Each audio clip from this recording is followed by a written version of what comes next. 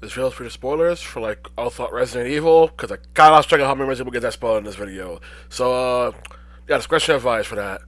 Because, hey, I'm doing this for courtesy, not a mandate. So, you have been warned. Resident Evil 5 is my favorite Resident Evil entry. It's also the second one I played. First one I played was actually Umbrella Chronicles on the Wii, and that's why I had literally no knowledge of Resident Evil. I didn't even know that was a compilation of some Resident Evil titles as a rail shooter. But growing up Resident Evil 5, I always knew how much vitriol this game got back then, and to this day, although it doesn't seem to be as much back then. I mean, one of the first things I knew about this game was my sister claiming that, oh, the final boss of the game is a boulder. I had no idea what she even meant, and when I got to that point, it was a great over exaggeration, but people still mention that to this entire day. So I just want to go over some points I made for comments I've seen from either back then or nowadays of people saying my Resident Evil 5 was either a bad game or a bad Resident Evil title, because I think it succeeds on both ends. So I'm going to go over these points. These are points that I've made based on what I've witnessed throughout the years. So for other people, they may have different comments, different things that they may not like about it or that they do like about it, but it's going about what I've always heard about it. And although there are some people I told this to, and they were shocked to hear this because they don't agree with it either. So here are the points. Point 1. Sheba's AI is horrendous. I've seen this said so many times. I've seen people write college papers about Sheba's AI, and that's something I've never experienced. I've had a friend tell me that Sheba's AI would do the most horrendous things possible, but I've never had that experience. In my experience, Sheba's AI was either decent or would actually be better than other players that I play with. Give me the spaghetti!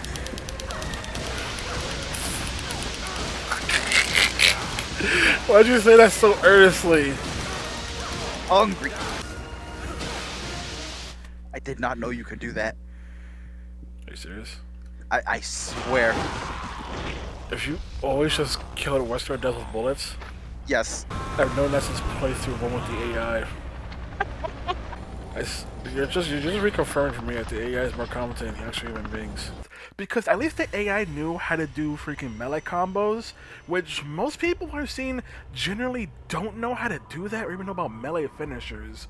So that's something I've always heard, and also when it comes to the laser puzzle, the AI knows to get out of the way, unlike actual players. So that's the thing I always heard that I really don't get. I see people compare it to Ash's AI in Resident Evil 4, but let's be real, Ash's AI in Resident Evil 4 isn't really doing much of anything. It's just basically following your movement, which also means she will just stand there and take hits from stuff rather than actually try to avoid them. People like to praise, but she ducks underneath your gun. Yeah, but also in RE5, the only way she was taking damage is if you have friendly fire on, so that's on you. And also, you can still shoot and kill Ashley. Let's not get it twisted.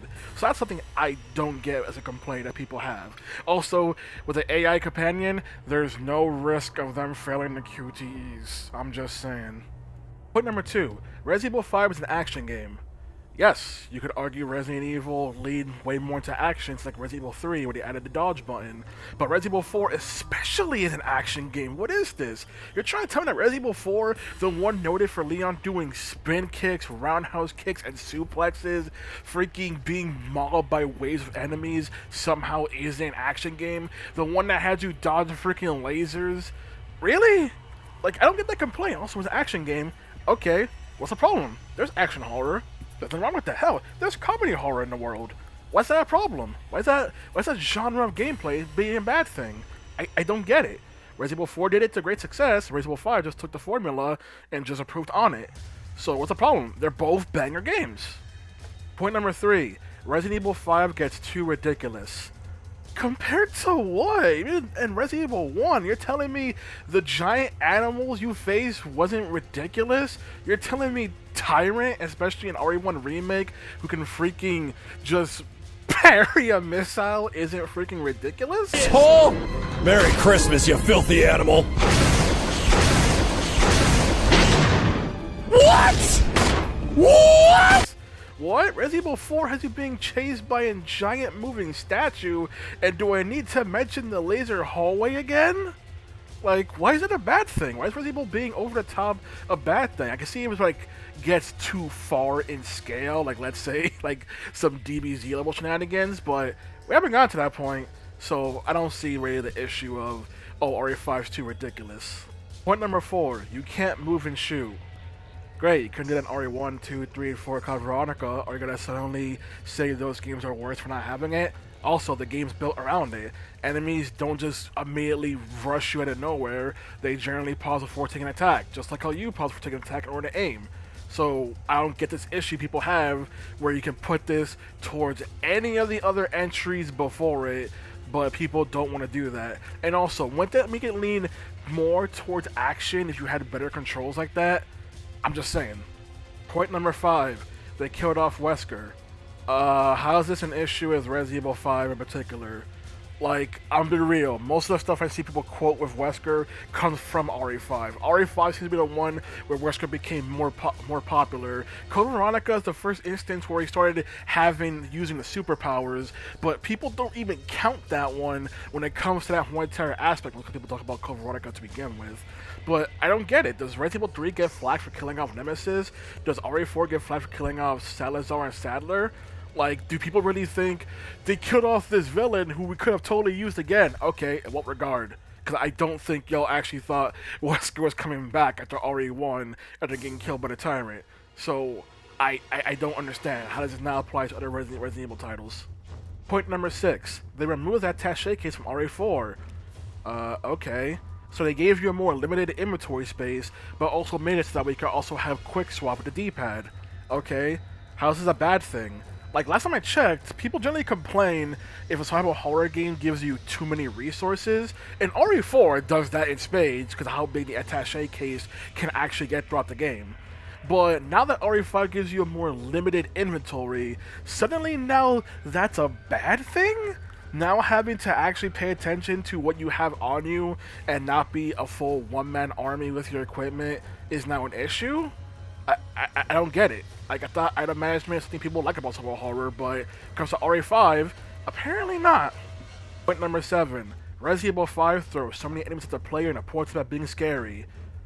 Do y'all look at Resident Evil 4? Do y'all look at one of the most famous things in Resident Evil 4 is the whole village sequence where an entire army's worth of people are gunning for you and you only get saved literally by the bell? How is this not an issue they can put about RE4? Why is RE4 getting praised for this, but RE5 gets bashed for doing the same thing? I really don't understand this kind of logic, what kind of issue I have, where people will blame RE5 for things that RE4 created. Like, some of the more stuff about RE4, even more infamous areas, RE4, are areas where you're swarmed with enemies, where the adaptive difficulty had to adjust itself for people who died in those sections. So, once again, how's that an RE4? If you're gonna ding RE5 for it, you have to ding RE4 for it. You can't ding one or the other when they're both doing the same thing. Point number 8. The Lost in Nightmares DLC is what Resident Evil 5 should have been. So, let me get this straight. Suddenly, the issue people have about the game's co-op focus, the action combat, like attaché case, the ridiculous scenarios, giant horde of enemies, etc. All of those complaints are telling me would suddenly vanish if the game was just set in the Spencer estate with Chris and Jill. Are you for real right now? You are lying to me, people. People who make that claim specifically, you are lying to me with this nonsense. Point number 9. Resident Evil 5 is the racist entry. This is still parroted to this day, and if y'all believe that, y'all should go back to Resident Evil 4 and tell me about that. And it's like, I don't get it. And people try to say, oh, because the whole thing with the area with the tribal people, and they're freaking coming at you with freaking spears and stuff. Do you ding RE4 because Los Illuminados have an entire cult where they're using maces and medieval weaponry despite the fact that they have guns?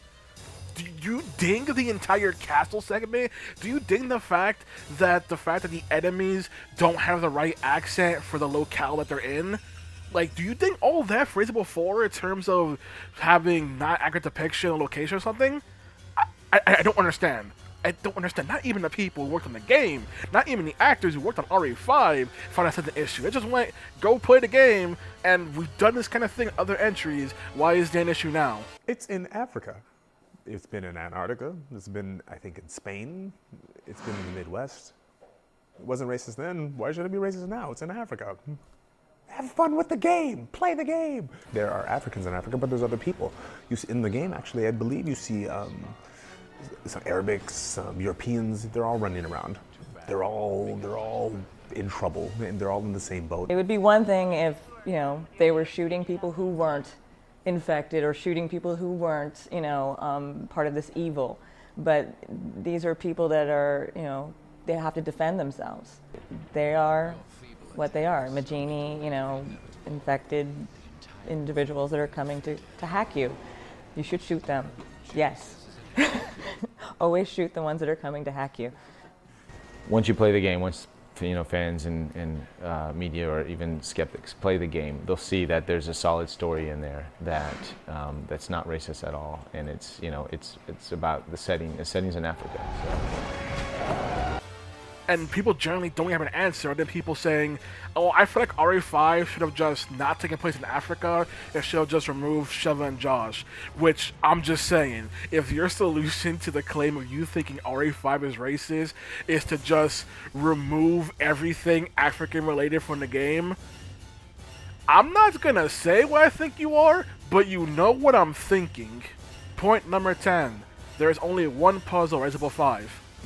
Fair enough, that's true. The only puzzle in the game really is the laser puzzle, which, yeah, I can see that being disappointing for people. But then again, the puzzle RE4 is exactly what RE4 seems to be known for, but RE4 does have puzzles and stuff you gotta do, so yeah, I can see that being a fair complaint. That's a legitimate criticism for Resident Evil 5. Point number 11. The game forces you to buy 2 copies and play and go up.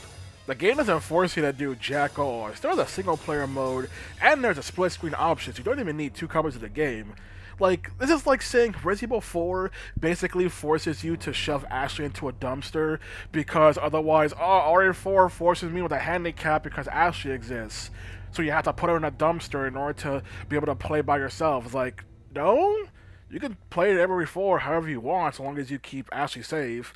Hell, I think it's actually more cowardice that Resident Evil 4 would make so many excuses for why Ashley gets taken away from Leon, feeling like they're actually too scared to commit with the whole escort mission that they basically set the game up for this trap. Exactly. You alright? I'm fine! Just leave me alone! Ashley, wait!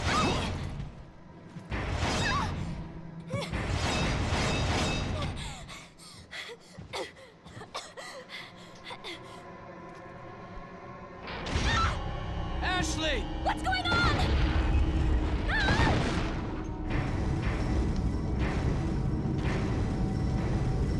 Don't worry, Ashley. I'm coming for you. You see how specific that trap is? And she still fell for it? No comment. You see how I like this person? See how dumb she is? The fact that she doesn't appear in the final boss fight is kinda ridiculous. Resident Evil 0 had more balls than this. Point number 12. There are points where you hide behind cover. Yeah, same thing with Resident Evil 4. In fact, Resident Evil 4's cover system and points of the game was in fact so well liked that it inspired third-person cover shooters like Gears of War.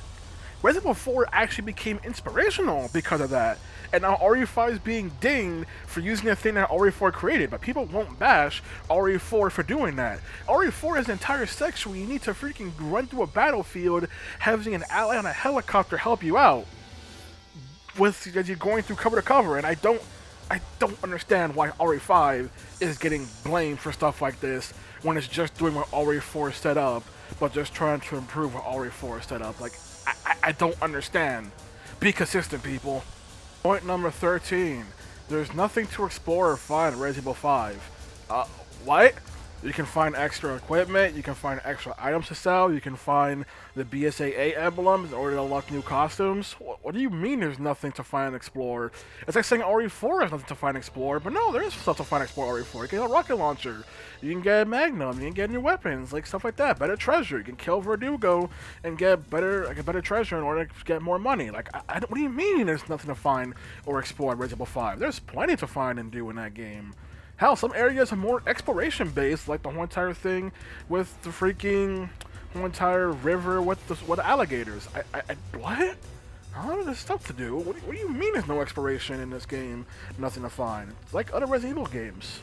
Those are generally all the bullet points and stuff that I've seen over the years for why people say that RE5 is either a bad game or a bad Resident Evil game.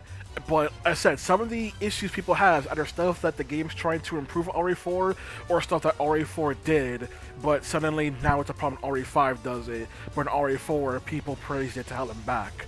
So I really don't understand. I don't even understand. Hell, the fact that RE4, talking about OG RE4, has more comedic localization with the dialogue that's become meme material and beloved. People love that, and that's fantastic. But you count that as Resident Evil? You count that as, yes, this is true tribal horror because of the fact that Leon cracks jokes. Like, are you serious? I see some people say that RE5 Sin is the fact that it takes place during the day because the devs want to try and have a whole horror game set during the day, basically trying to do something different. But people say you can't have horror in daylight. And it's like, what? Huh? And I see people just complain, RE4 starts out during the day, but it becomes night quickly. Yeah, it also spends like half the game in a goddamn castle. What's their point? Just wanted to get this off my chest about the way people treat RE5, especially since, you know, people basically assume that the next Resident Evil remake is going to be Resident Evil 5. I mean, I would prefer Resident Evil 0 or Code Veronica be next. Hell, I didn't even want Resident Evil 4 remake because there was nothing really needed improving Resident Evil 4 to begin with. So Resident Evil 5, I also believe, doesn't really need a remake because what are you going to really improve aside from just changing the graphics? Like, I mean, RE5 remake, it's gonna happen, but hey, if it does happen, can we keep the same actress for Sheva and Josh, please? Please, thank you very much. But freaking, I just want to tell you, because people are saying, oh, they should just skip RE5 or not make a remake of it. With, I know months ago, people kept talking about a freaking IGN article saying they should not remake Resident Evil 5 because it's the racist century. And it's like, have you played Resident Evil? Have you played like any Resident Evil? You played Resident Evil 4, you played Resident Evil 6. I don't understand your whole entire logic with this train of Resident Evil 5. That's the bad racist one that should not be remembered, even though it's also the one where people apparently is the only time people put Wesker in high regard, considering that's the one people quote for Wesker. That's the one that the Resident Evil live-action movies actually also copied choreography shot for shot for it when it came to one of the Resident Evil live-action movies.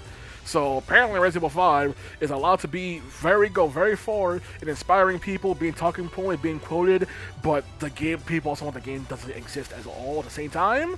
So I really don't understand this whole entire logic people have. Like, freaking, I don't get it. Even Marvel's Capcom 3, you got Chris, Jill, and Wesker from RE5, but once again, some people won't suddenly go, oh, these are bad inclusions because they come RE5. I'll just go, oh, these are pretty cool inclusions in Marvel's Capcom 3 cast. So once again, I really don't get this whole entire hate logic for Resident Evil 5 and only Resident Evil 5 specifically when it comes to numbered entries. Well, Resident Evil 6 does get hate, but hey, I'm the Resident Evil 5 person. I'll leave it up to Resident Evil 6 fans to handle that one. Y'all got your own can of worms to deal with.